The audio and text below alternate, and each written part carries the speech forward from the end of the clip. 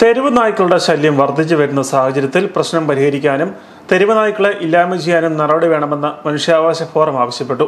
കുട്ടികൾക്കും കാൽനട യാത്രക്കാർക്കും സുരക്ഷിതമായി സഞ്ചരിക്കാൻ കഴിയാത്ത അവസ്ഥയാണുള്ളത്. നിർഭയമായി സഞ്ചരിക്കുവാൻ കഴിയാത്തതോടൊപ്പം വീടുകളിൽ കയറി ആടുകളെയും കോഴികളെയും കൊല്ലുന്നത് സാധാരണ കർഷകരെ വലിയ പ്രതിസന്ധിയിലാക്കിയിരിക്കുകയാണ്.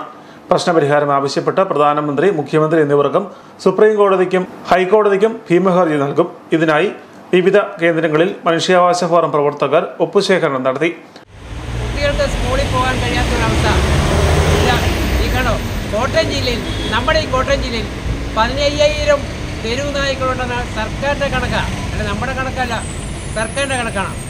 ഈ സർക്കാർ ഈ 15,000 തെരുവ് നായ്ക്കളെ വെച്ചുകൊണ്ടാണ് ഇവിടെയുള്ള സ്കൂൾ കുട്ടികൾ നിർഭയമായിട്ട് സ്കൂളിൽ പോകാൻ കഴിയാത്ത അവസ്ഥ. ജീവിക്കാൻ വേണ്ടി വീടുകളിൽ നിന്ന് ഇറങ്ങുന്ന സാധാരണക്കാർക്ക് ഈ തെരുവിൽ കൂടെ, ഈ റോഡിൽ കൂടി നടക്കാൻ കഴിയാത്ത അവസ്ഥ. കുറുപ്പന്തറ കവലയിൽ മനുഷ്യാവകാശ ഫോറത്തിന്റെ നേതൃത്വത്തിൽ കൂടിയ യോഗം ജില്ലാ വൈസ് പ്രസിഡന്റ് ജോയി കളരിക്കൽ ഉദ്ഘാടനം ചെയ്തു.